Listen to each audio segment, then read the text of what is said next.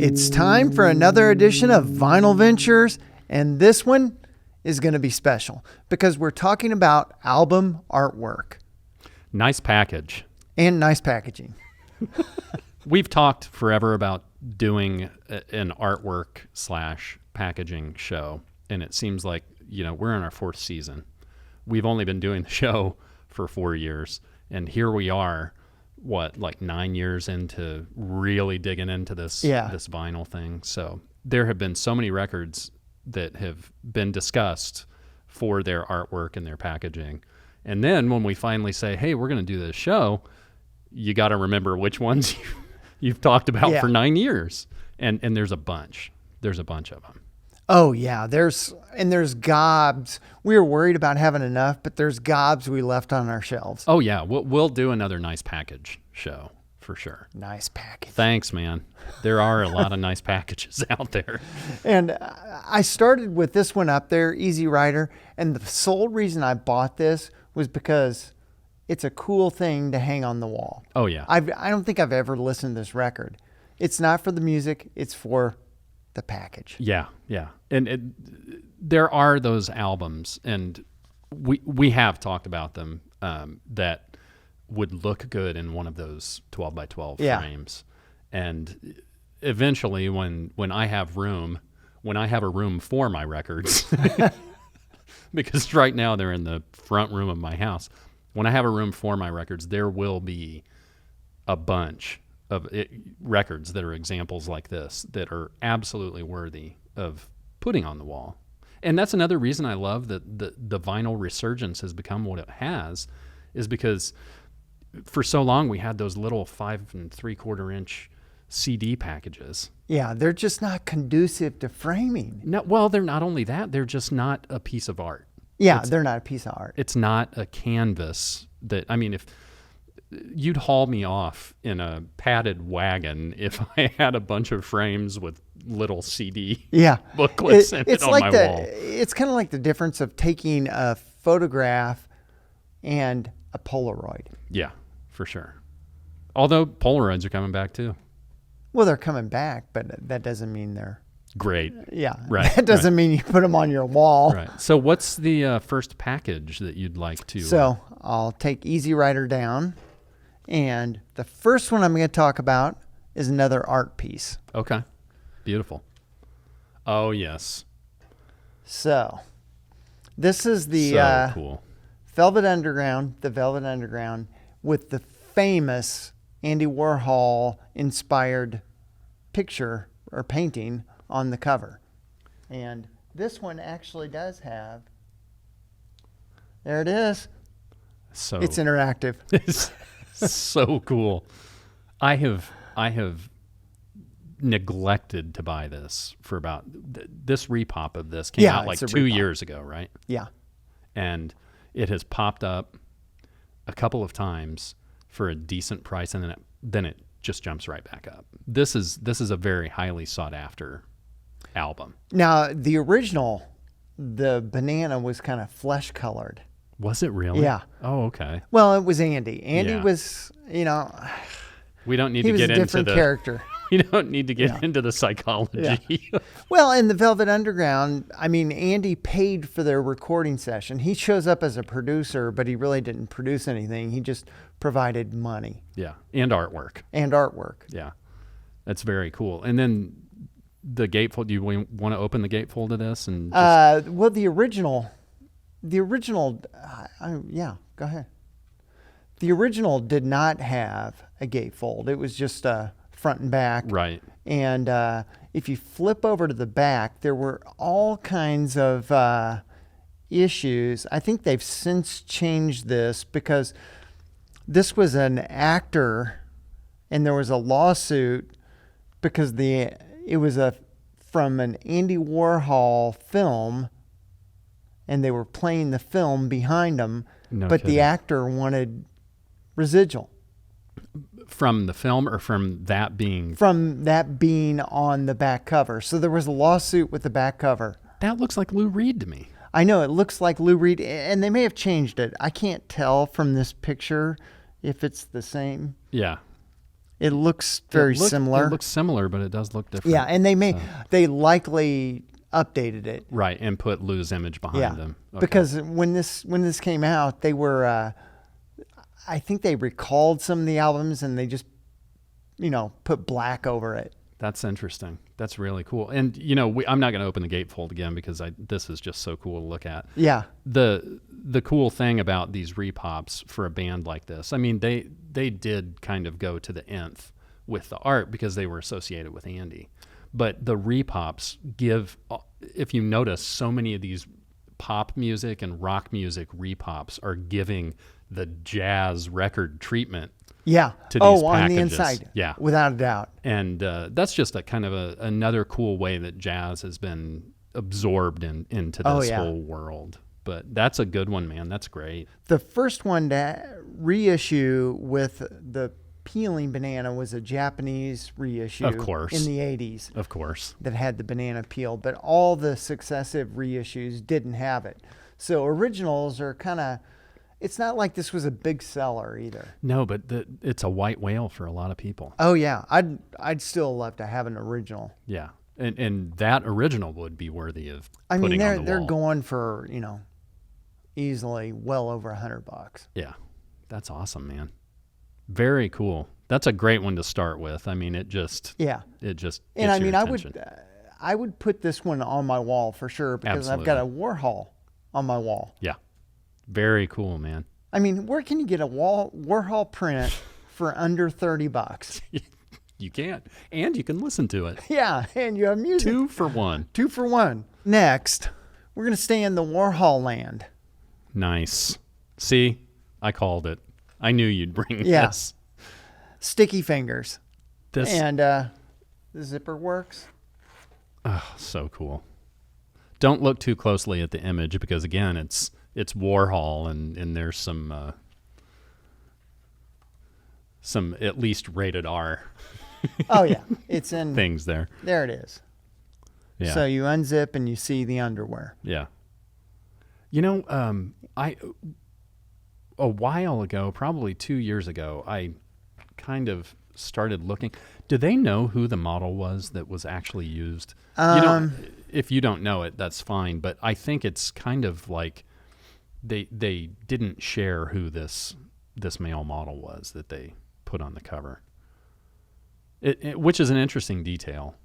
It's funny because retailers would complain that zipper damaged the record. Yeah. And it was hard to find a good copy that didn't have, because I don't keep this in with my other records. No. Because you don't want it it's to just kind of on its own. Yeah. Where do you keep it? Just like on the side. Yeah. I'm going to eventually put it in one of those little frames and put it up because I don't want anything I've got so many copies of this. So this one's just for the art. Yeah, absolutely. And it's it's a highly revered and talked about album cover. It's also a great record, man. Oh, it's one of the Stones, top 3 records for sure. Since we said bangers so much in the She Sides episode, I'm gonna go one step further and say that this slaps. It slaps. There we go. Don't you agree that it slaps, Wheels? Yeah, it slaps. That doesn't flow off the tongue, but we'll go with it. I'm right there, 3 years behind all of the catchphrases. What are your favorite tunes on this? Can I turn this around? Sure. Because then you just have the rear view. You have the rear view. The interesting thing to me with records like this is that, what year was this released? This came out in 71. 1971. We're also desensitized to packaging and things like this. But in 71, or when VU's when the VU record came out, people weren't used to that experience with their album, right? Right. I mean, like we talked about with Keith in the Beatles and the album episode, the Beatles were kind of the trailblazers when it came to putting together a cohesive unit of songs that were meant to be listened to in the same Oh, sitting. yeah. Other bands, I don't think there were a lot of other bands like the Stones or, Zeppelin or anybody that could really put a group of songs together like the Beatles could. But other bands started using the artwork, That template, yeah. and the packaging to make it more than just a one-dimensional experience. Yeah. And this was really, without a doubt, part of it. I mean, this was a controversial album cover. Absolutely. I mean, besides the zipper damaging the album, I mean... Oh yeah, there's things in there's the whole things, look. There's things in the photo, like I said, don't Yeah. look too close. We may have to blur some stuff Yeah. out, but excuse me. But yeah, it's controversy. When you're in the middle of it, like, controversy seems like such an enormous deal. The best example of that I can mention is when Shout at the Devil came out. And my buddies 2 doors away, the Manley brothers, they had a copy of it. And on the back of that record, it says, there's a disclaimer, like in the credits and stuff. It says, this album may contain backward messages. That's great. And, Motley Crue, since the beginning of their existence, played up all the controversy and exploited themselves. And, that record is steeped in, like, satanic imagery and stuff like that. So, as soon as we discovered that, I'm over at the Manley's house, and we're throwing Shout at the Devil on the record player and trying to play it in reverse. Yeah. We got to hear it. Yeah. So, controversy does nothing but sell. Oh, yeah. I mean, the PMRC stuff that happened in the 80s did not, in the parental advisory stickers, all that did was solidify the fact that these guys were selling records because of it. So, what's your favorite tune on Brown this? Sugar. Brown Sugar. I mean, that's the big hit. And there's, Wild Horses was another single that came out. Great. Love it. But yeah, this cover, it's one of those that is ingrained in, it came out in 1971, but everybody, when they see it, they know what it is. Yeah. Which is amazing. There's so much iconography associated with this band. Yeah. The Stones logo, which is also Warhol designed, and just all of the artwork and packaging. Of all of the bands from that era, they are at the top of the heap. Without a doubt. Of doing stuff like that, and I love it. Yeah. John got me a copy of this from the Crossroads Music Show it was pre-COVID, right? Yeah. Maybe the last, 19. Yeah. And I did have another copy of this, but it wasn't as good, so. That's a good one, man. Yeah, I'm always looking for, I'd love to find a super pristine, but I don't know. It's got to be something that's sat on a shelf by itself. My next one is Nick Mason's A Saucer Full of Secrets, live at the Roundhouse. We did the live record show, and I couldn't find this. Yeah. I don't know where the hell it was, but I didn't found know it. you had this, actually. Yeah, it's great. Hype sticker, rectangular, not bullshit.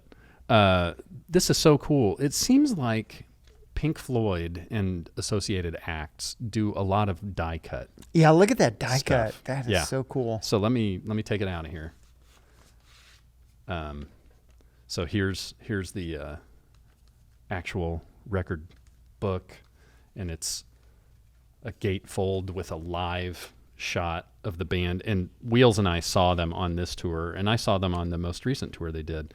But this is so reminiscent of the artwork that Pink Floyd does. Yeah, it really is. With all of their stuff. And man, if you get a chance to see this band, even if you're not a fan of the early, because what they basically do is play the early, like, Syd Barrett era and earlier. Yeah, before Dark Side of the Moon stuff. Yeah. And man, they do such a great job. And the guys they have in the band are fantastic. Oh, yeah.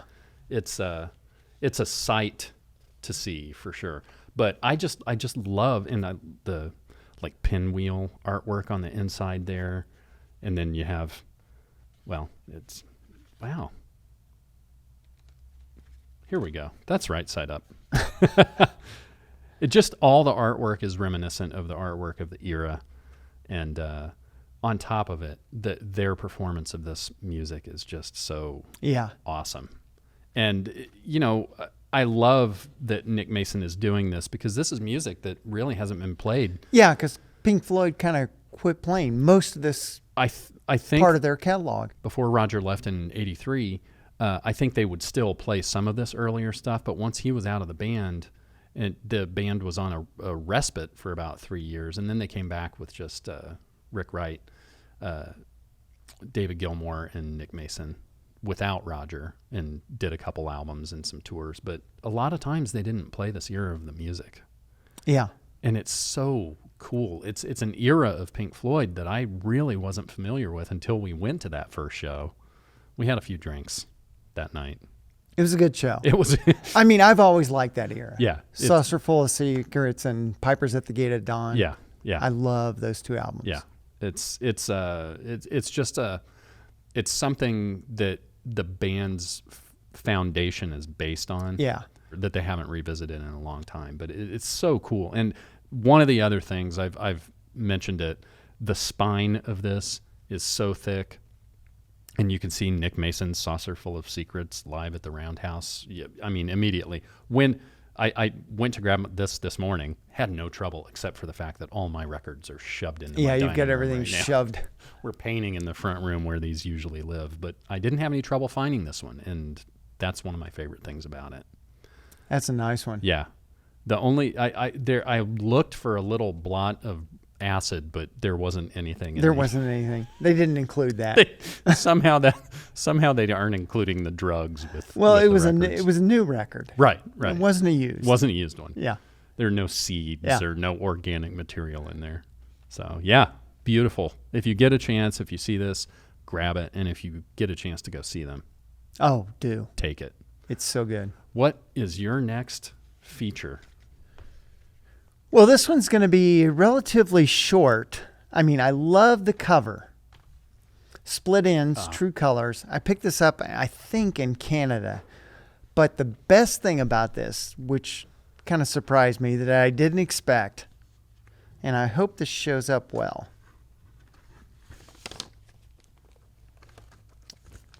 This album is etched with all kinds of stuff. No kidding. Oh, wow. I mean, look at that. Yeah, hold it up there and Yeah. I can do that for you if you want to talk about it. You model it. Yeah. But there's all kinds of etching on both sides of this album. That's so cool. I can It's see super cool. that. Yeah. Man, what year is this? This thing, Has to be in the 80s. late 70s? No, in the 80s. Where is it? I didn't even bother to do my proper research on It doesn't matter. That is 80. just 80. Okay. But I mean, look at that. That is, it's one of those things. I took it out and I'm like, oh my gosh, what is up with this? I've never had an album that was etched all over like that. How does it play? It sounds great. It sounds great. Yeah. That's interesting, man. Because sometimes on records, like if it's a 2-album set, sometimes the fourth side is an etching that may not necessarily doesn't have have any music. music. That is so cool, man. It's kind of a hidden Easter egg. Yeah. Kind of like the synchronicity thing. Yeah, it really is. Oh, Because you man. look at it, I mean, when I first took it out of the jacket, I'm like, oh my gosh, what is up with this thing? Split Ends, Neil Finn from Crowded House. Yeah. Just fantastic pop music, man. Oh, yeah. I've never really dug into the Split Ends catalog. Maybe I should do that. And this was one of those things I picked up at this Canadian record store. It was like $3. It was super cheap. We need to do an international trip to Canada and just go to some record. Maybe we go to Detroit and then go to Canada from Detroit. Yeah. That'd be a good way to go. Because for the longest time, the dollar was so strong in Canada. Yeah. I mean, you were getting stuff super cheap. When did you get this? How many years ago was it? Like 5, 6? Was it when you were up Within there? less 5. Okay. I was up there doing the IndyCar race. Oh, okay. Dude, that is very cool. Do you have the... Yep. I'll put it back in there. That's great. And, you know, a lot... And it even said, you can see, it's hard to see, but it says Split Ends. Oh, yeah.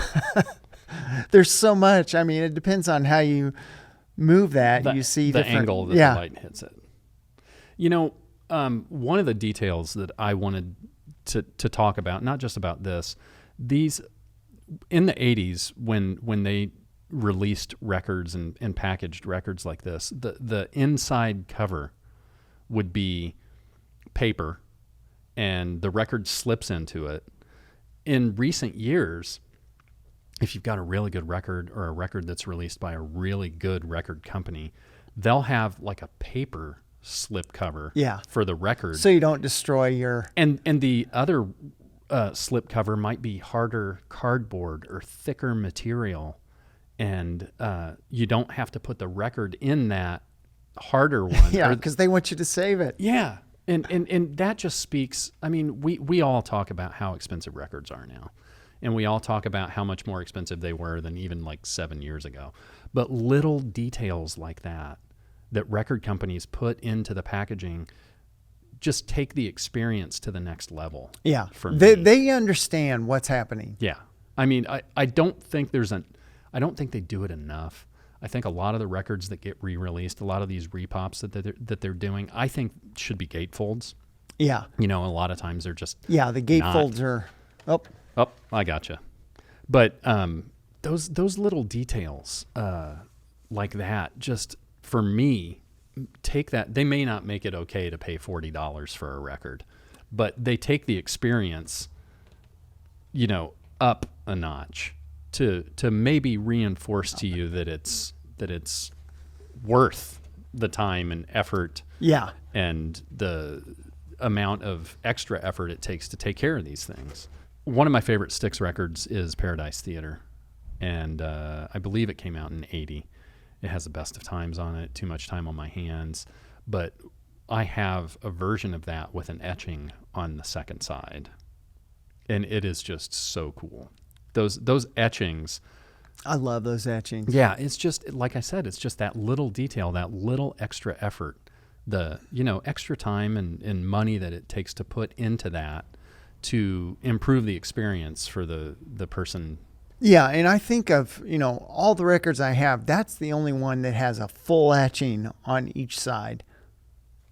It's just one of those things that I guess they don't do much anymore. A couple of... Now it's colored vinyl. Colored vinyl's the big thing. Colored vinyl's a big thing, but I think etching is kind of coming back. Some of the Star Wars associated records will have etchings on them. Oh, really? And some of them will be like a zoetrope, where it almost looks animated when you look at it as it's on the turntable. That's cool. Star Wars has the money to put Yeah, into that, they've got the money. Okay. What do you got? What's on tap? What's on tap is a band I don't talk about much, but is one of the bands that started in the 90s, right when I was in high school. And I was with them from the beginning, and I've been with them through everything. And it's the Black Crowes' Crowology, which is like a retrospective that they originally released in 2010. So it's like a greatest hits collection. Yeah. It's got, I think, a couple of live versions of these songs. It's got all of their hits on it. Jealous Again, Remedy, Soul Singing, She Talks to Angels. It's a 2 LP set, but when I first saw this in 2010, the artwork... It's beautiful artwork. Is absolutely beautiful, and it's just this kind of matte finish cardboard. I like the matte finish albums. I do too, because and I think Keith really likes them because there's no reflections. Yes. And then they this carried it through on the back. Yeah. And it's got the feathers like from the crows on the sides, and you've got all of the guys in the band, and then the songs, guests that perform on it, and there we go. Yeah. Look at that. It's like it's a pop-up, kind of like a pop-up book. That is awesome. Isn't that cool? I want it just for the pop-up. Yeah. I love pop-up books as a kid.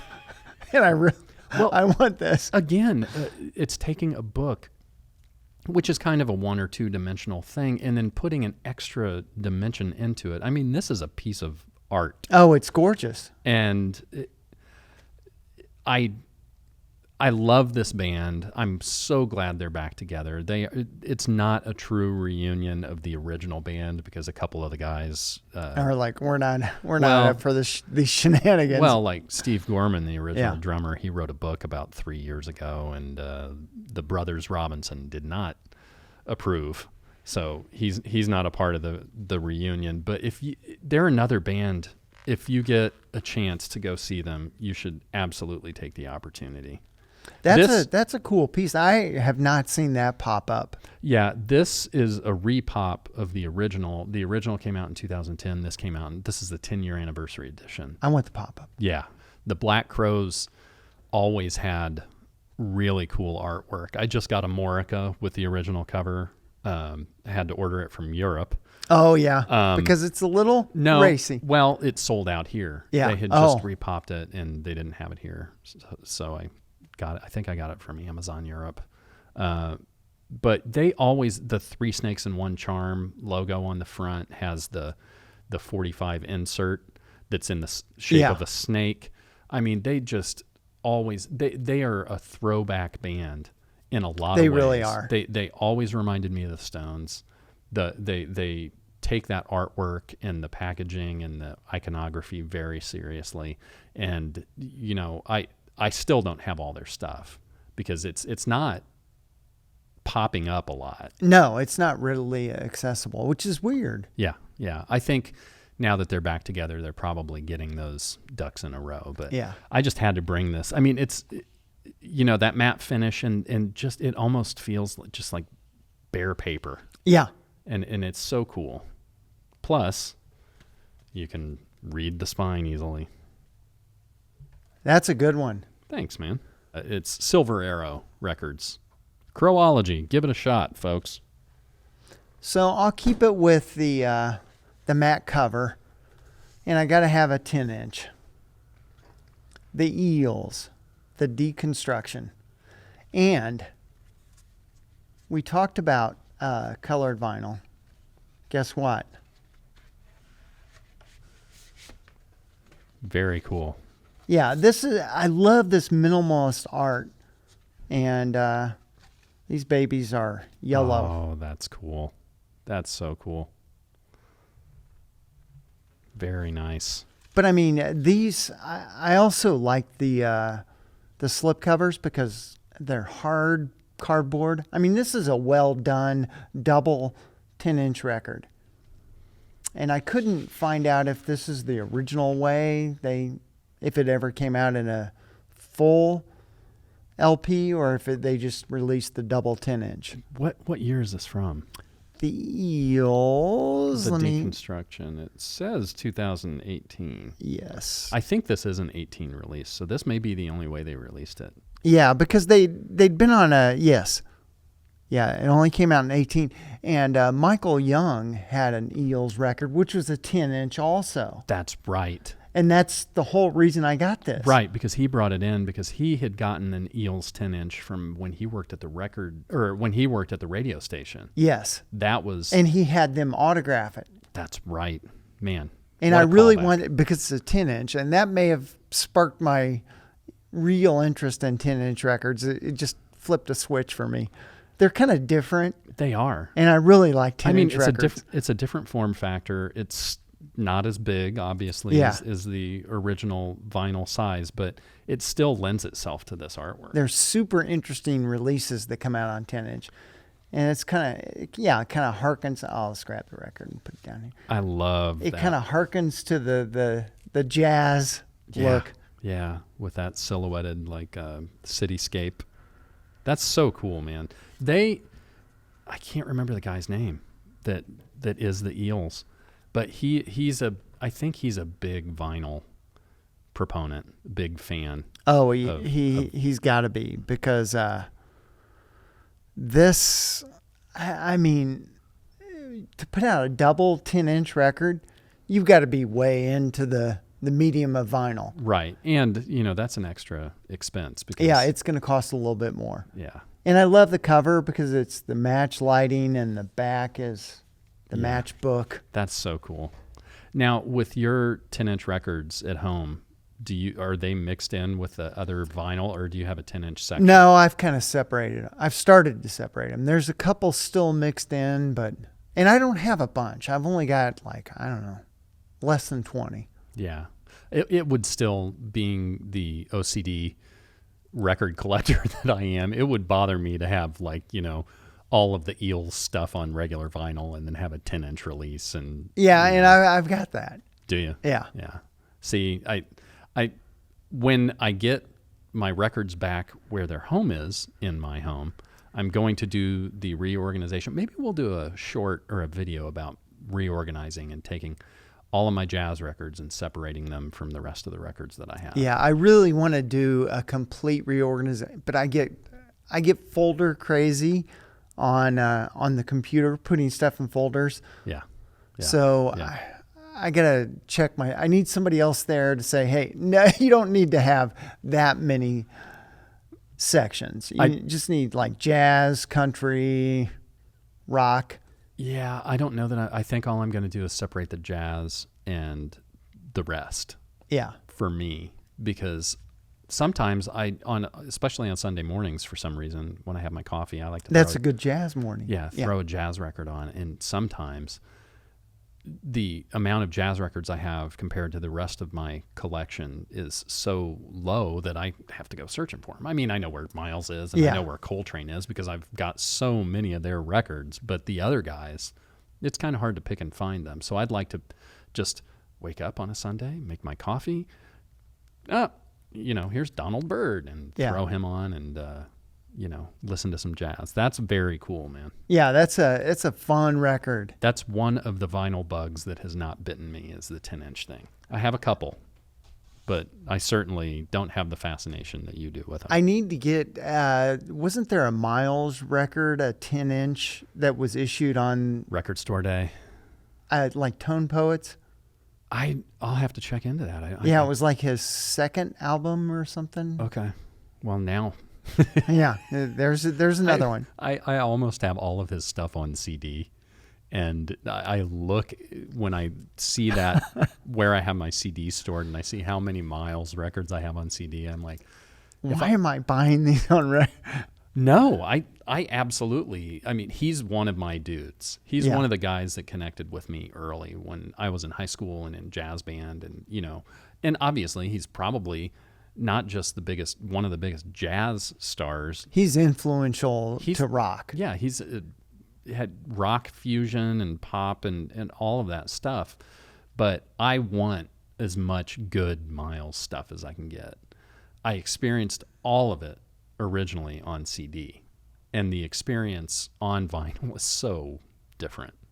From the way it sounds to having the packaging and all of that. And his estate really does a great job of the reissues, and usually on Record Store Day they make sure to have a Miles release, and it's usually a live release. So yeah, you could go broke for sure. So what do you got? My next one I'm going to talk about is the Beastie Boys to the Five Boroughs. And again, it's this matte paper finish. I always loved the artwork for this, and when it came out, it was originally released on CD. But this opens up, speaking of cityscapes, opens up to the cityscape combining to the back cover. And I love the inside. The Yeah. inside is Yeah. also, it's the Brooklyn Bridge. Yeah, and just another little cityscape. And I've always loved that pencil drawing. Yeah, it's so cool. And they were kind of another one of those groups. The Black Crowes is kind of a throwback, even though they were originally a punk band. Yeah. Three white kids from New York, and they kind of morphed into this rap group. But their whole career was kind of a twisty, turny thing, because you were never able to peg them as one thing or another. They did an instrumental album where they played their instruments. They did the rap. They did the rock rap thing. I mean, they were one of the, after Run DMC, one of the groups that brought hip hop culture to pop culture. And we've seen the results of what that is. I mean, there's just so many doors that they opened. And sometimes it kind of seems like they were just doing what they wanted to do. I mean, they were fortunate enough early to get popular enough that they were able to stretch their legs and do whatever they wanted. Absolutely. And I love this record. One of the singles is Check It Out, which I think they performed on David Letterman Live, where they were like 2 blocks down or a block down, came up from the subway and performed the song. Yeah. I mean, and they shot it live. Oh, that's one to look up on YouTube. Which is so cool. And this is it's a double because Yes. it came out in the CD era. Yeah, this was released originally in 2004. So, just a couple years before the vinyl explosion happened, June 15, 2004. The singles from this one were Check It Out, Triple Trouble, Right Now, and An Open Letter to New York City.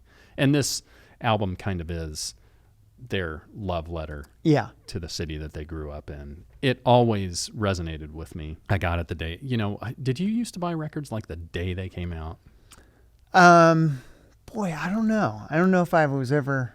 I work, having worked in the record store, the release day used to be Tuesday. Yeah, Tuesday was the big day. It was the big day when all the releases came out. And I think video releases on VHS and DVD and stuff, all of that, all got released on Tuesday. But now... It's Friday. It's Friday, which is an interesting thing because then the weekend is there. It seems like Tuesday was a perfect day because you had 4 more days of the week for that to really gain traction. Yeah.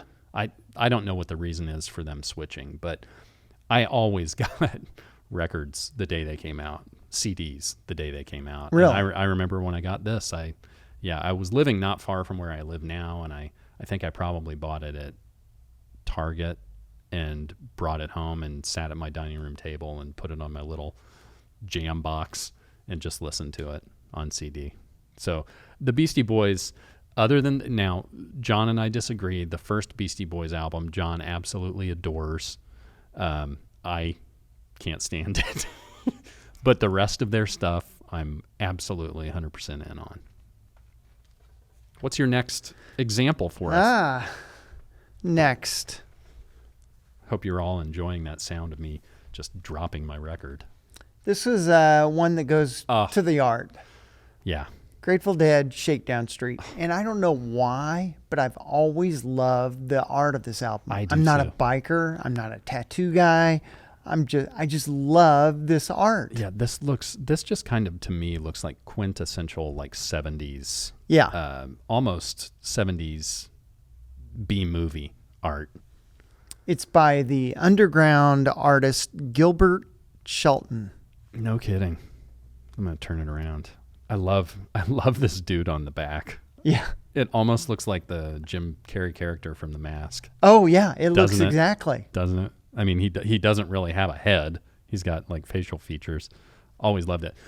This album is kind of controversial within the Dead community. Because most people refer to it as Disco Dead. As the disco album, yeah. And I love the song Shakedown Street. I don't care what that makes me. I never really have had a problem with disco at all. I mean, I was a huge Bee Gees fan when Saturday Night Fever, I was very young, but all through my first 10 years, disco, I loved a lot of that disco stuff. So no wonder this resonated with me. Well, and it came out in 78. Yeah. And we don't talk about the Dead much. No, neither of us are Deadheads, which is... I really like the Dead, and this is kind of... It's not even the traditional Dead logo. Mm-mm. I don't think it's... You can see it anywhere. Yeah. He hasn't even hidden the little, little bears or anything anywhere. Yeah. It's certainly a different aesthetic. I've always loved the cover of it. I mean, when you look through the Grateful Dead stuff, because of what you just said, you know, the dancing bears or the skull and roses and stuff, this stands out because of that, because it doesn't have any of that. But the funny thing with this album, although it's, you know, a lot of the Dead people say, that's the disco album, I Need a Miracle is big in Dead culture. Is it? Because if you go to a Dead concert, I went one time, there are tons of people walking around, I need a miracle, one miracle. They want a ticket. No kidding. Okay. Yeah. Huh. Interesting. Which Dead show was it? Was it the one where they knocked down the... I think it was the night before the knockdown. Okay. So here in Indianapolis, there was a famous Dead show. I think it was late 80s, right? Yeah. Where the crowd stormed the back of the amphitheater, which was Deer Creek originally. It's a different name now. And it was a big thing all over the news. They knocked down the fence and got in the lawn. Knocked down the fence, and it was sold out, right? Yeah. So yeah. They'd usually do 2 nights. 2 or 3 nights. Yeah. Man. So you were there the night before that happened. Yeah. Yeah, that's... You don't want to be at a riot show. Yeah, you don't want to be at the riot show. That's a great example. And, you know, we talk about it all the time, how we don't talk about the Dead. Yeah. I was thinking ahead the other day. We did a greatest hits show already, and we can do many more of those, but I didn't do Skeletons in the Closet. Did you do that on that show? No, I didn't. Okay, so that's probably one that I'll bring because I, you know, of all the Dead stuff, there for me, not being a huge fan, a greatest hits is a fantastic record to have for a band. And their live albums are really, really good. And they're a jam band. And there's millions of them. Yeah, there's millions of them, and there's certain ones that are more coveted than others. Yeah, that's very cool, man. Yeah. Thanks for, you know, busting the Grateful Dead cherry. Yeah, there we go. And that's the San Rafael Warehouse District. Oh, is it? Yeah. Oh, cool. Man, look at John doing his research. So, you're next up.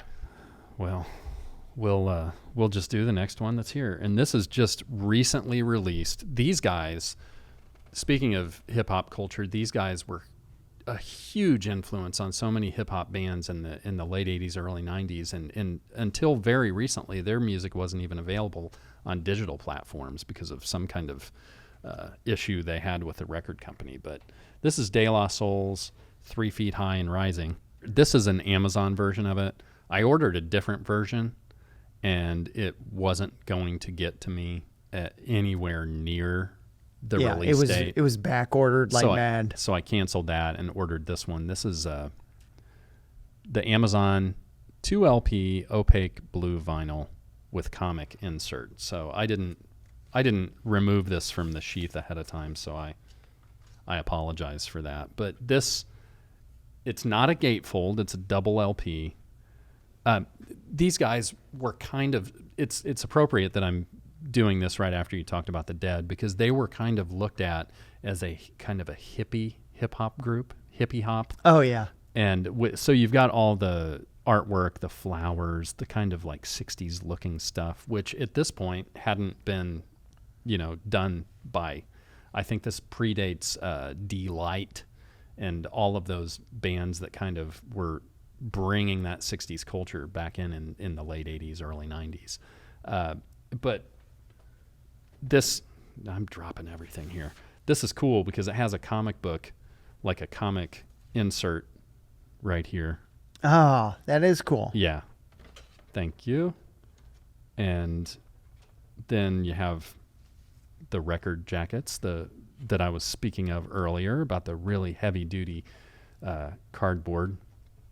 There's side A and B, and then you have side C and D, and I'll just quickly show you. There's a lot of reading you get through. Yes, but this blue is just so, it's very similar to Ace's blue, but this is a huge record that people have been wanting to be repopped forever. Yeah, and it's well done. Yeah, this whole packaging is beautiful. Yeah. it almost has a swirl to it if you look at it. I don't seek out colored vinyl per se, but when it shows up, I really enjoy it. Yeah, it's a nice surprise. Oh, and sometimes it is a surprise. Yeah. And it's becoming such a big deal anymore that you know about it ahead of time. But a couple of years ago, occasionally you could order a record and it would show up and it would be colored vinyl. And you're like, it's just one of those things that you don't expect. It's like having a slip cover in the in the packaging. Yeah. Yeah. And just these colors, these really bright colors and kind of the 60s looking artwork and typeface. It's very cool. Yeah, it's an inviting album. It's one of those, it's like, ooh, I want this because it just makes you feel good. This was released on March 3rd, 1989. So, just made it in the 80s. Yeah. And when you think about hip hop groups, other than Beastie Boys and Run DMC, a lot of them really didn't take hold and really become huge until the 90s. Right. So these guys were at the very forefront, and this is considered one of the most influential hip hop releases. Now, ever. When this came out, was it a double? On vinyl? Yeah. I'm not sure if it was. You know what? There's enough on here that I would think that it had to have been. Yeah, there's quite a bit.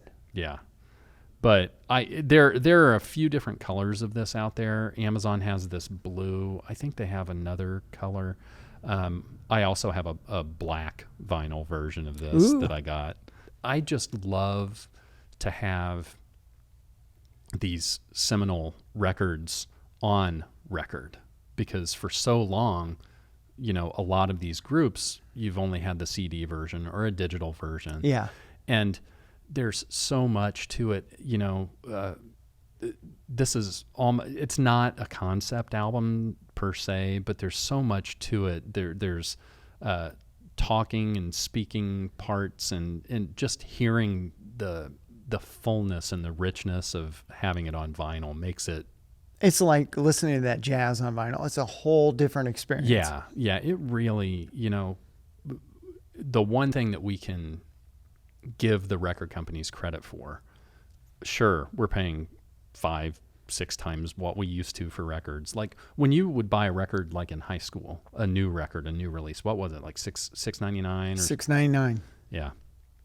And I know Tom Petty fought the record company in the 80s about them raising the price of his next record by $1. So he just drug his feet and didn't give it to the record company until they agreed to not do that. I think they agreed to not do that. Yeah.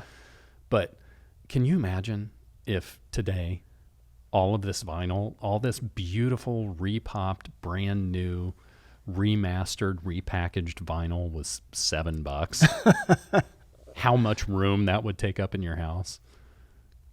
Well, yeah, and it'd be curious to see, like, I don't know, inflation-wise, what it translates to from, like, say, 85 when everything was $6.99 to now. I was told there'd be no math. Yeah. I don't know. We don't know. Yeah, I don't know what the number is, but still, it's kind of a crazy thing. If you think too much about that, you're not going to be much of a record collector. Very true. What's your next one? All right. So next,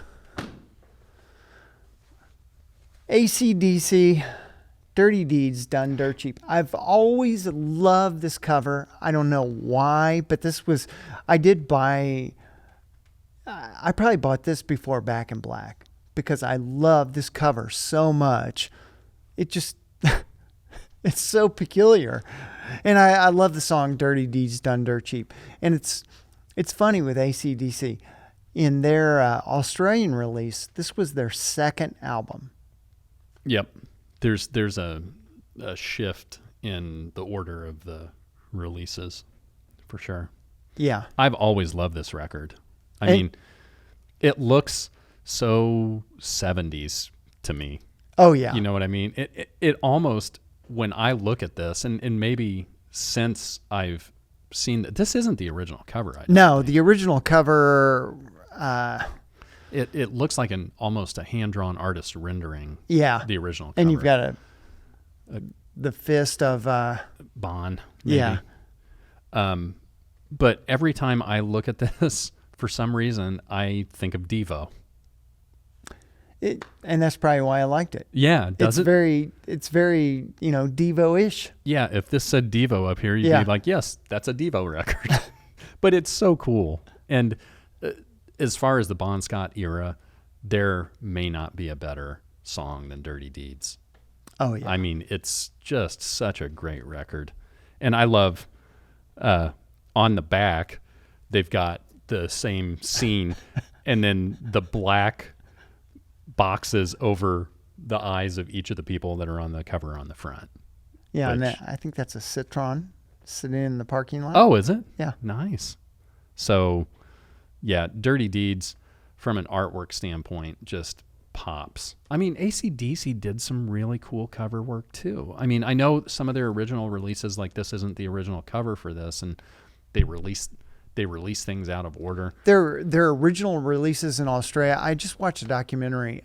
I'm not crazy about the original release covers, but the new ones I love. Yeah, one of them that really stands out to me is for those about to rock with the big cannon on the front. Yeah. And it's like that copper color, and I think it is a gatefold. Yes. And then I think the inside of that shows the live show where they have the big cannons on the side, just in case our guitars weren't loud enough. We've got cannons. But then, that was the second Brian Johnson record, AC/DC. The first one is Back in Black, and it's literally just the AC/DC logo with Back in Black embossed in the middle. So stark and different. It's very unusual, especially for that time. And the amazing thing is this one came out in Australia in 76. And then it was not until, I believe, 81. Yeah, 81, it was released in the U.S. Isn't that strange? I mean, that's 5 years. That's Yeah. a long time for a band that's become this big Right. to finally hit stateside. I wonder if there was some kind of legal wrangling with their record company in Australia. I don't think so. I mean, from the documentary, it just sounds like they were just very, they were just playing shows everywhere. They were a hard-working band. I mean, Yeah. they were playing, easily 5 days a week. That's crazy. Well, I mean, the work definitely equaled success because other than the Rolling Stones, AC/DC still may be the biggest band in the world. Yeah, they're still putting out stuff. Yeah, and they're playing a show called Power Trip later this year, I think in November in Indio, California. Ooh. Yeah, so they're playing with Ozzy's playing. Oh, yeah, I saw that, yeah. Ozzy's playing. There's rumored to be Black Sabbath maybe playing with him for a couple of songs. I don't understand how the Ozzy thing's going to work because I know he's struggling with Yeah, he's not Parkinson's. doing well. Then you have Metallica, Tool, AC/DC, Those tickets are super expensive. Iron Maiden. There's 2 bands a night, and And they're doing full sets. yeah. Yeah. But it's not like a regular festival show where No. it's a 15-hour marathon, and No. to see the biggest band, you have to wait until 11 o'clock at night. So There's it's- 2 bands a night, and they each do a full set. Yeah. So that'll be cool. It's going to be interesting to see AC/DC. I don't think AC/DC is going to continue to tour, but they may do these one-off special shows. Yeah. So they haven't played since they played with Axl Rose like 4 or 5 years ago. Yeah, it's been a while. Yeah. That's a great call. I just got this on vinyl Oh, really? like less than a year ago. And this is one that, I mean, I didn't buy it when it came out, but I bought it shortly after it came out. Yeah. It was one of those, I've got to have that. Yeah. That's very cool, man. So just, you got Dirty Deeds, Love at First Feel, Big Balls. There's always got to be a song on an AC/DC album about balls. Rocker, Problem Child. There's going to be some rockin'. Ain't No Fun Waiting Around to Be a Millionaire, Ride On, and Squealer. Just a powerhouse of a record. Yes. Ah, Good call, man. My next one is Pearl Jam Ooh. No Code, and this has popped up a few times over the last 2 years, and I never buy it, and then it disappears, and then you can't find it again. And then if you do find it, it's very expensive. Children, if you're listening and you're just beginning to collect, if you see something for a good price, Buy it. buy it. Then you will not regret it unless you can't afford to eat, which, as we were talking about earlier, very possible if you're a record collector. No Code. So the cover of this basically has a bunch of like little Polaroids of different images, and This is some great packaging. it is. I mean, it's big. Well, just wait. So there's the gatefold, and then can you lift that side up? Your side.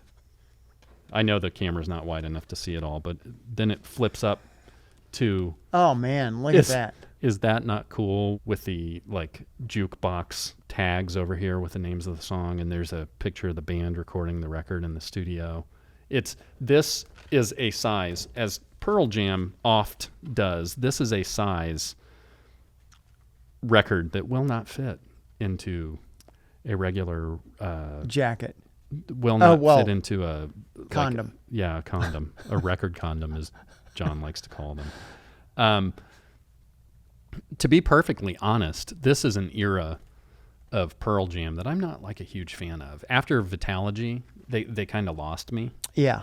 But the artwork and the packaging of this this is so cool. And I didn't even know the extent of it until I got it. Yeah. And I'm opening it up and taking it out of the box, and I don't even, like, as you look at it, it looks like it's just the same size as a regular record. It's not. That is cool. I had no idea it flipped up like that either. Yeah, and there's one more detail. I know that it's kind of hard to see. There's one more detail we need to look at, too. So then there are like 9 prints Oh. of like other or 9 prints of some of these smaller photos, Polaroids and they're in the shape of a Polaroid, and each of them has the lyrics to the song on the back. Is that That's super cool. It is super cool. And those are, see, that's the kind of stuff. Those are frameable. Absolutely. And there's even a piece of cardboard to like make sure that it doesn't get bent. I'm amazed that this made it to my house without getting effed up in shipping. But these are just details. Like Pearl Jam starting with Vitalogy. Actually, I think starting with Versus, their second record, where, it wasn't released on vinyl. Well, maybe it was. But the packaging for Versus was just different than what you saw at the time. Then Vitalogy came out. Speaking of a record that's a different dimension, that CD booklet is so much bigger than other CDs that you can't put it into a CD, right? Like CD-sized rack. I don't know if they're just intentionally trying to. Well, and I think they were early adopters of the cardboard CD packaging versus plastic. Digipack. Even though this isn't one of my favorite Pearl Jam records, and I love these shots of them in the studio. I just love those candid shots of bands recording music, because you see them live, you see videos, especially Pearl Jam was kind of at the tail end of that really big MTV generation, but videos were still big for them. Oh yeah. But yeah, I love the packaging of this. I'm just going to have to search for a condom to put it in to be able to put it on the shelf. Well, What's your and next one? I think as albums get bigger, that's a need. Yeah, for sure, and a big business. All right, I'm going to break out the big behemoth, and this thing is massive.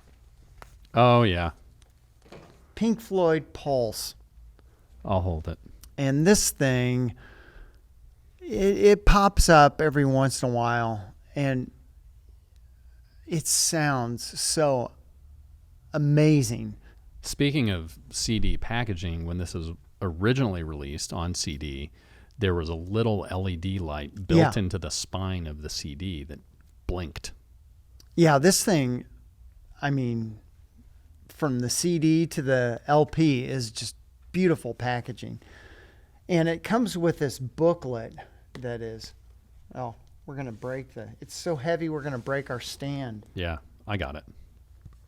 But this, I mean, these photos. Oh, it's so beautiful. And I saw them I think I saw them on some of this tour. But, I mean, it's just, they're gorgeous pictures. Yeah. This is like a tour book that's bound. Yeah. And part of the package. And, I mean, it's a hardcover book. It's like almost like a children's book. Yeah. And, it's... Here, I'll take it down. We talk about Pink Floyd. The reason that they loom so large is because they do stuff like this. They're no expense is spared for the packaging of their records. Oh, yeah. And it was, you were a Pink Floyd fan back in the heyday. Yeah. When the band was still in its kind of original form. And that had to be like an attention-grabbing detail that people took notice of. I mean, people love the packaging for the wall. Oh, yeah. People, and since then, this is the second, well, really the third era of the band with Gilmour, Nick Mason, Richard Wright, without Waters, and this is considered the live recording of that era. Yes. Of the band. So this isn't just like putting lipstick on a pig. This is the recording to hear that band live. And I just listened to this last week, and it's one of those live recordings. You don't even realize it's live. I mean, there's some quiet moments in Pink Floyd songs, and you don't hear all the, audience clatter. It's just beautiful renditions of the songs played live. They just seem to be one of those bands that always gets talked about, but there's always drama. Yes. And I mean, the cool thing with this, we talked about, I mean, the inside covers are almost like a full record jacket. Yeah. They really,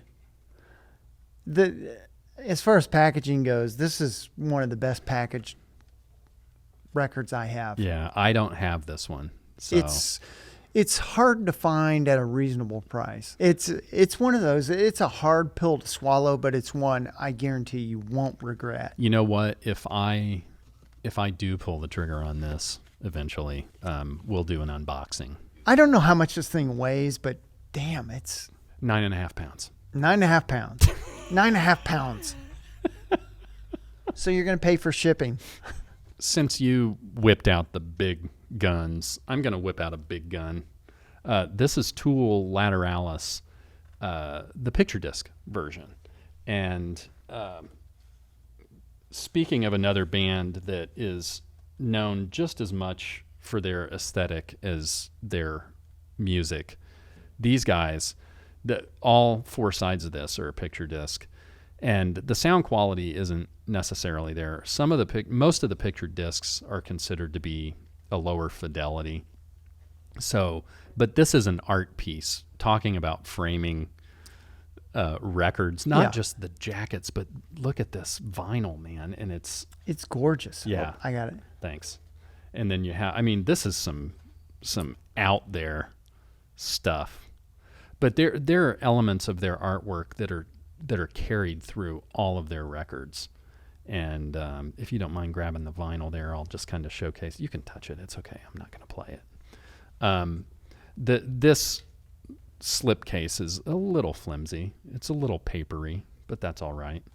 This matches very closely the artwork of the CD when this was originally released. It was a plastic piece and plastic slip covers over it so you could see different things through it. I mean, they are absolutely a band where they remind me kind of like the Warhol era of VU. Yeah. The art is an extremely important piece of the puzzle to them. But yeah, look at this like reflective hand me the Yeah, cover. there you go. You can slide that in there. But just these reflective eyes on here. It's almost looks lenticular, but it isn't quite. And there's the back of it, and then I like how they've carried it over on the slip. Yeah, and then the gatefold is just. Look at that. You have an edible or something. You start staring at this, you might need a hug. But they are such an interesting band. I think I've seen them live 4 times, and very much carries over into their live show. Kind of in the Pink Floyd realm, Yeah. but even further than that, because it is a sight for the ears and eyes, and Their music videos are really superb. yeah. I really appreciate, and I've got to show this too. It's rectangular hype sticker, which is J. Rich Nice. approved. Yes. I appreciate a band that does as much right as they do. In today's world, to go to the extra time it takes to produce this stuff, the extra expense it takes to do it, it's, it's a big deal for them to take that extra time and invest that extra money into doing this. But they've kind of painted themselves into a corner where people expect it. Yeah, now people are expecting, well, this is too normal. Right. So what my favorite album by this band is Anima, but it may have been released on vinyl, but it hasn't been re-released on vinyl. And I think what they're doing is they're going back through their catalog and re-releasing some of the stuff. So when they do a regular re-release of this that you can listen to and really get that sound quality from, we can talk about that then. But Tool is even though there's no print on the spine of this, you got those creepy like lenticular eyes in there. So, Yeah, it's definitely strategic design. yeah. What's your next one? We're getting to the nitty gritty. Yes, we are. So I'm going to whip out another large album set. And this is not a box set per se. My Morning Jacket. And Wow. it still moves. This is a 4-album set. Or 4-album release. My Morning Jacket is kind of like a modern day Grateful Dead, for lack of a better term. I mean, they're really a jam band, but I really enjoy My Morning Jacket. And I've had a chance, they opened for Wilco one time when I saw them. So that was the show that Dylan and Richard Thompson were at also. Where was that? At Deer Creek or whatever that place is called now. Really? Both of those Yeah. dudes were there? Yeah, all those bands played. No kidding. Yeah. Interesting. Huh.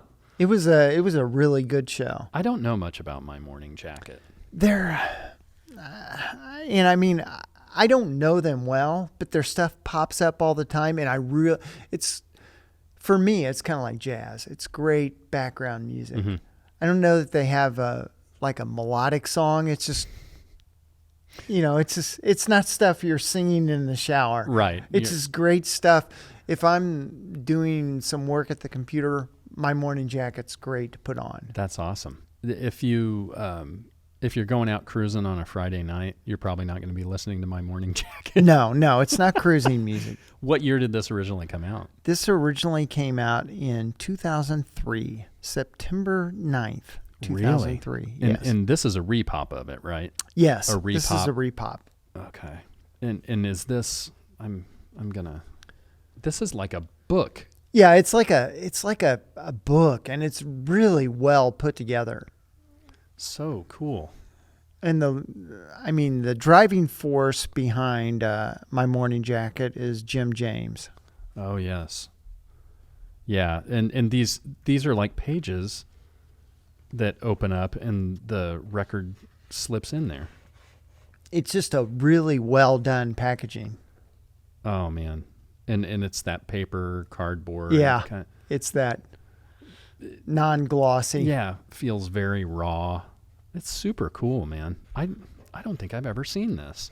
I think you would really like them. Where did you or how long have you had it? Maybe a couple of years. It's one of those things. If I see it pop up, Mm-hmm. and it's weird. This was not expensive. It was under $30. What? Yeah. Wow. That's cool. I'll have to keep my eye out on it. I think that the wildflowers and all the rest, the big 9 record version of that is much like this, where it's a book. Yeah. And then the slip cases or the pages, and you can put. That's very cool. And the man. slip cases are very well done in this too. They are well done because they're those non-static. non-static slip cases. Yeah, that's very cool. But they've got this thing with this bear. I don't know what the bear has to do with anything. I've never really investigated it, but I like bears, so they had me with the bear. Yeah, they've certainly grabbed your attention with the bear. That's a very cool. It's just a cool package, and I mean, I don't even know where to. They're very Wilco-like. Okay. I mean, music-wise. Yeah. So kind of in that Americana realm. Yeah, it's Americana, but it's more ethereal. Yeah, it's more. I keep saying it. It's more modern day Grateful Dead. Yeah, you can't. It's just jam music. Yeah, you can't. The more you think about defining things and putting words to things, the less magic that there is in it. Sometimes music is just something that you listen to and you either like or you don't. Yeah, and this is one of those that I couldn't even tell you one song off this. But looking at my research, I can tell you that the big single was One Big Holiday. Okay. I don't even know. I have no idea how that even charted. Okay. But there were, 12 songs, 72 minutes. Cool. That's So that's gonna be a hard. couple. It's gonna be hard to fit on a regular 2-sided record. So that's awesome, man. Very cool. I have never seen that. Yeah, and I guess another band that I could compare them to would be The Band. Yeah. They very much have that feel. The Band is an interesting one, man. I don't have much of their stuff on vinyl. I've got a few of their albums on CD. They were definitely trailblazers for sure. Okay. Well, I'm going to talk about Sonny Clark's My Conception. And this is a Blue Note Tone Poet release. I've talked about the Tone Poet stuff. We don't need to belabor this too much. This is your quintessential jazz album cover package, really. But, Blue Note is doing these Tone Poet releases where they've got the tip-on jackets and the gloss. This is the exact opposite of what we just looked at, the gloss covering. But that's the way they came out. Yeah. And, when you open these Tone Poets up, they kind of crackle, with that tip on and the gloss covering. You've got Donald Byrd, Hank Mobley, Paul Chambers, and Art Blakey, who was the originator of the Jazz Messengers. And I love these. That's gorgeous. Yeah. The gatefold just has these beautiful portraits of these guys. And I don't know if these came from the recording sessions. If they did, man, how cool. But we've talked about that before too, that these jazz records, they would come up with the songs and, they'd have their band and they'd record these in 2 days or a day. And this has Junka, Blues Blue, Minor Meeting, Royal Flush, some Clark bars, My Conception.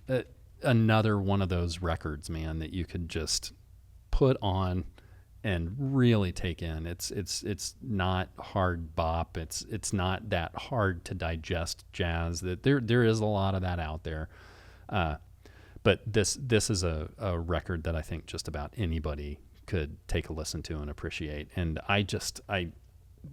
these are not super expensive, but they're also not super cheap, and they're doing like I don't know how many of them every year. They're really well done. Yeah, they're so well done. They're easy to read, the titles on the spine, which is totally up my alley. And I love this portrait, this kind of harshly lit from one side with the reddish orange that matches the typeset for Blue Note in his name. Yeah. I don't know that when these jazz albums were released, the graphic artists and the people who put all this stuff together, do you think that when they were doing this stuff, they were thinking ahead like, man, people are really going to just go nuts for this stuff, or this is going to be a groundbreaking way to present these images? And no, I think, they're taking the pictures in black and white and doing a monochrome picture was somebody, hey, what if we do this? Yeah, I mean, because it's almost so timeless. Yeah. But it definitely speaks to a certain time, so it's almost a contradiction. What I would love to see is a documentary on the art, on the graphic art behind the classic jazz era. I think that would maybe we could do that. Yeah, maybe we do that. We'll pitch it. A&E, there you come go. find us. We have the ability. We've got help now. I love this, and I love these releases, and I'm very, very happy that Blue Note has Don Was at the helm. Yeah.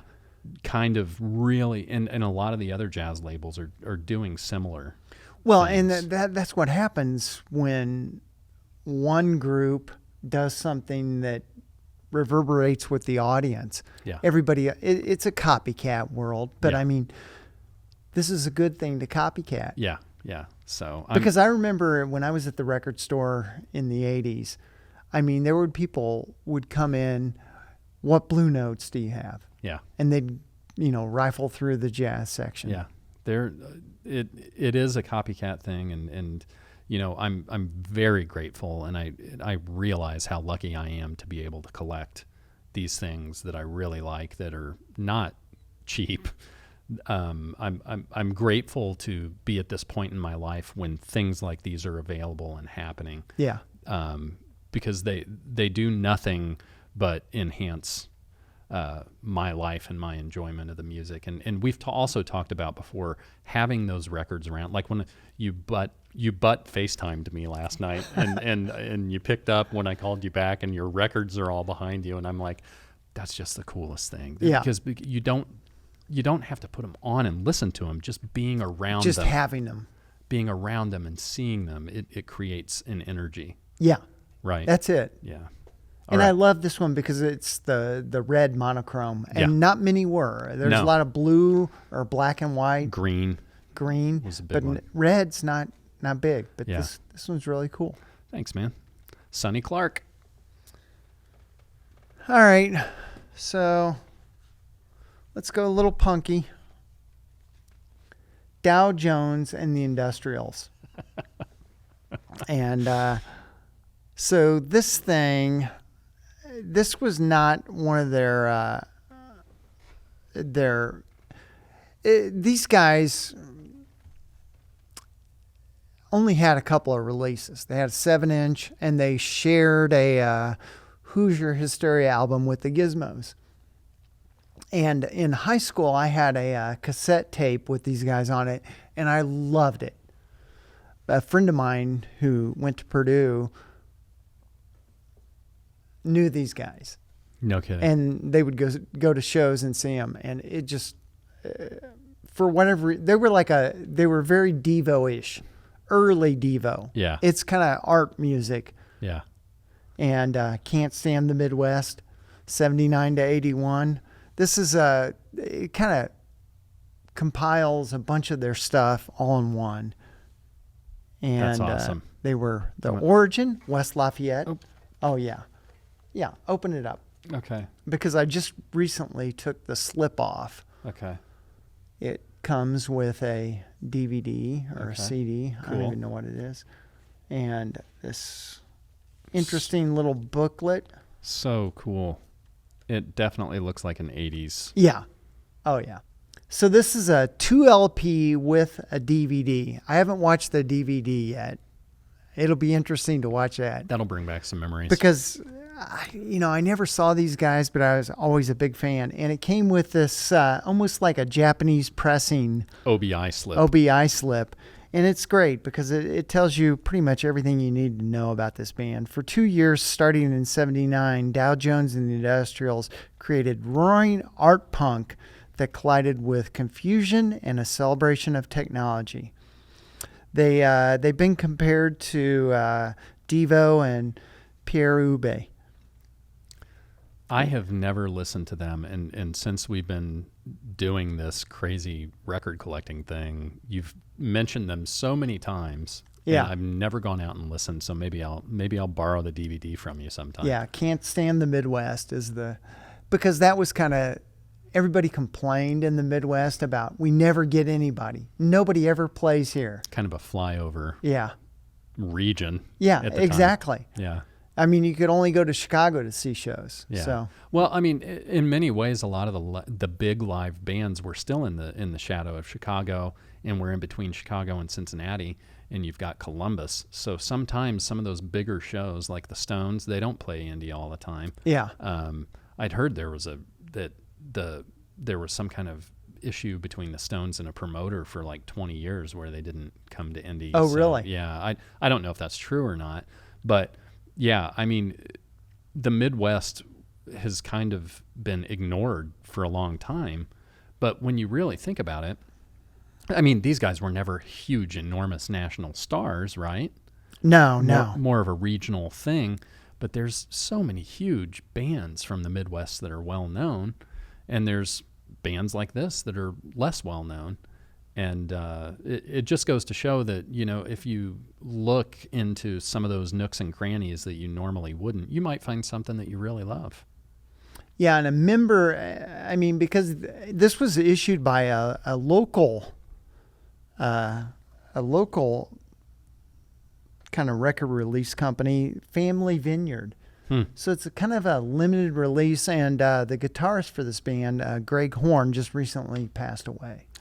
I remember hearing about that. But, there's so many dudes at the record shows that we go, especially the Crossroads show, that these guys are a big deal to a lot of those record dealers that'll show up at the Crossroads show. So very cool to have that document of something. When you have a band like that, it kind of feels like your own. Yeah. Like you own a piece of it. Yeah. Right? And that's a very cool thing. And this is such a nice package for... It's a super nice, to be a local release, Yeah. It's a really, really, really nice packaging. Yeah, and we just wanted to show you guys the gatefold artwork here. It's got a really nice booklet here, but just this artwork, the kind of like RGB and all the colors in between mixed together with some shots of the band around there. It's A bunch of photos from their time in West Lafayette. Look at the back of this. It looks like some kids at one of their shows out in the parking lot that they took a picture of. What a time capsule, man. Oh, yeah. So cool. So much fun. Here, I'll give you that, and then Yeah. I'll grab this. I handle records like I'm handling, Artwork. It's so crazy. Okay. What do you got? There's an interesting, Oh. this is a gift that I got from our own Keith Toombs, I think last year for Christmas or maybe my birthday. This is Finding Wildflowers alternate versions. So these are alternate versions of some of the songs that are on the album Wildflowers by Tom Petty, which is, we've talked ad nauseum about that record. And until they did all of these re-releases, I think last year or maybe in 21, the Wildflowers record came out in 94, and that was a white whale for a lot of people. It was upwards of $350 to $400 to get a pressing of that. And we've talked about also in '94, production for vinyl was decreasing and CDs were going the opposite way. So that's why this became so, that's why this became worth so much money, because there just weren't that many copies of it out there. So you have kind of the same aesthetic as the original release. It had some pictures on the front, and I love the back of this because there's this portrait of Tom. Looks like he's in his office, and he's just like sitting in a chair, while his genius blood flows through his body as he's, writing 10 more songs that are going to be classics in a few years. A Higher Place, Hard on Me. I mean, these are alternate versions of the songs featured on the record. And the interesting thing we found out this morning when we were getting ready to talk about this is that the hype sticker that was on this was actually for the 3LP version, the 3LP release of this. I think there are 5 versions that there's so many versions of this, of the repops of this. But I love the fact that we just discovered that, because I'm such a hype sticker dude. And I just found a hype sticker for a record that Keith got me that is the wrong hype sticker. So it's kind of cool. But the reason I want to talk about this is just because the aesthetic of the original album, it was so stark. It was this like brown paper bag color. This isn't the same as the original, but it's kind of like this brown paper bag color with the black printing. And then there were like 5 or 6 pictures in the middle, kind of small on the front. And this takes that aesthetic and just, goes a different way with it, because these are the alternate versions. And, Tom Petty is one of those dudes that even now, it doesn't seem like he's really not with us anymore, right? Yeah, because his stuff just keeps pumping out. Well, his stuff keeps pumping out. But he had a huge catalog. Oh, he had a huge catalog, and just this was his high point. And what I had heard originally is that they were going to release Wildflowers as a double album, but they didn't. And then obviously after he passed away, the work with the record company and the estate to deal with all that stuff. People have been asking for these alternate versions and the rest of the songs on the record to be released, since this album came out. And I'm glad that they finally did it. I think we're going to continue to see more and more of Tom Petty's stuff come out that hasn't been released yet. I love alternate versions of popular albums. I just picked up an alternate version of Hunky Dory. Oh, yeah. How is it? I love it. Yeah. I think that just popped up on one of my groups, and I didn't get it yet, but I'm going to. It was so cheap. It was like $20. Yeah. Yeah. How could I pass it up?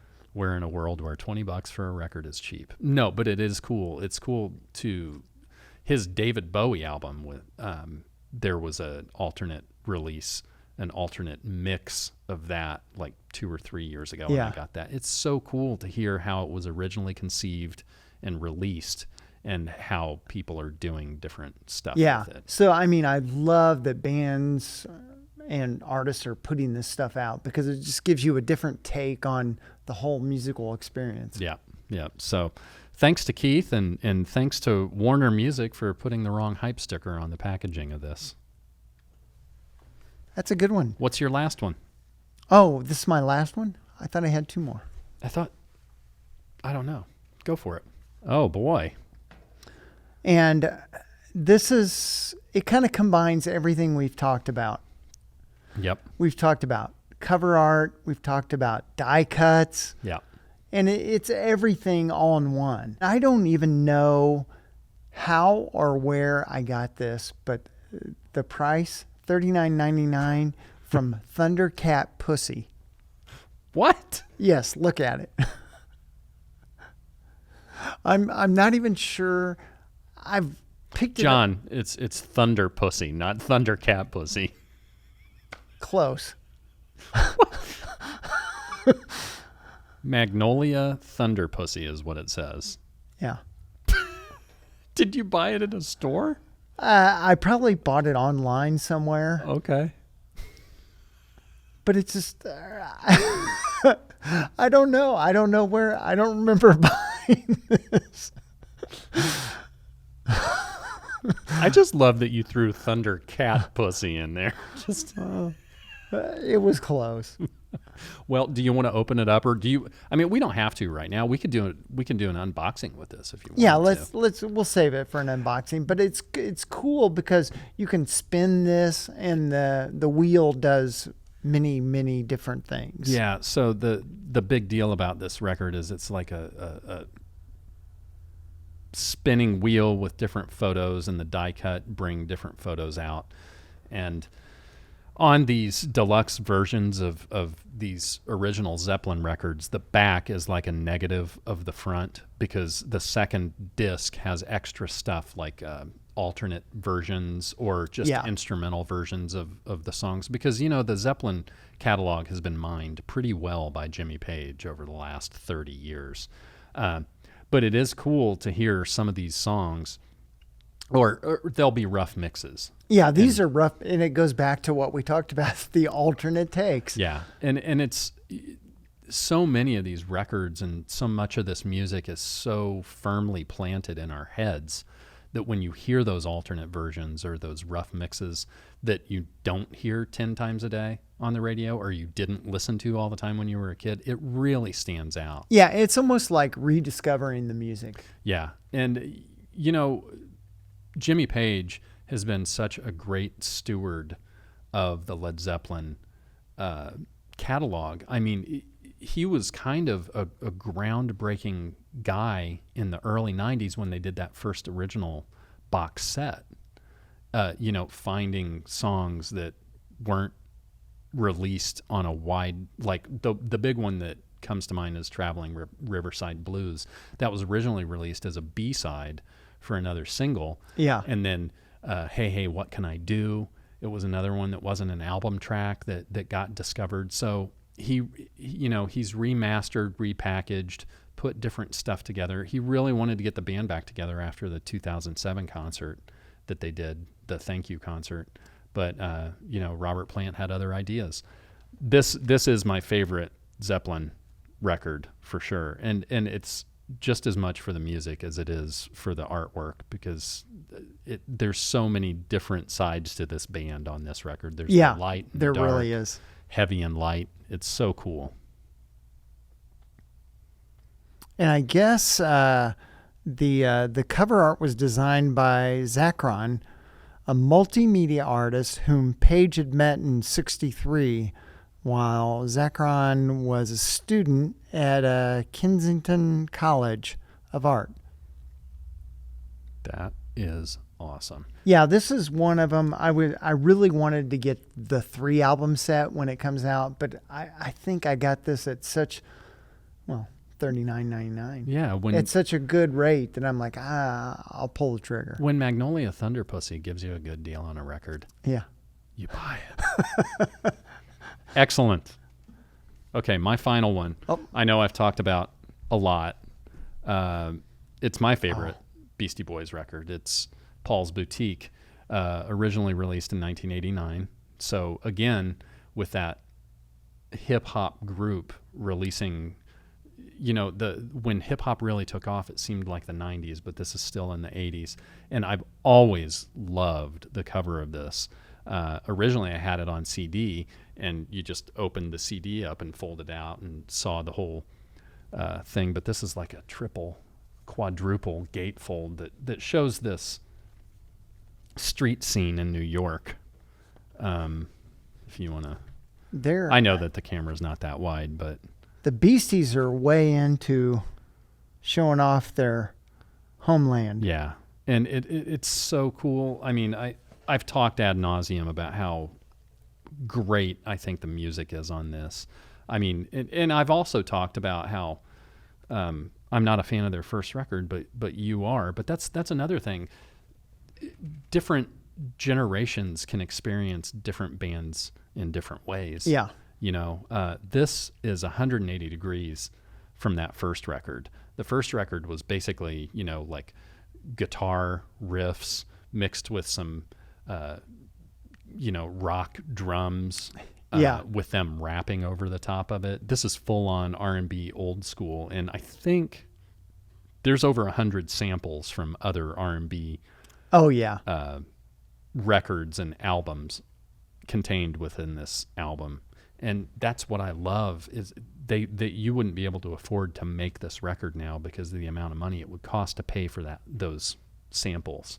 You hear these songs and you're like, man, that seems organic, or but I know it comes from something else. Hey Ladies was the big first single off of this, and it's just a like I've said before, it's a time capsule. And I remember when it came out, I remember being like, hearing Hey Ladies on MTV when they premiered it, and I'm like, man, that doesn't sound like the Beastie Boys I know.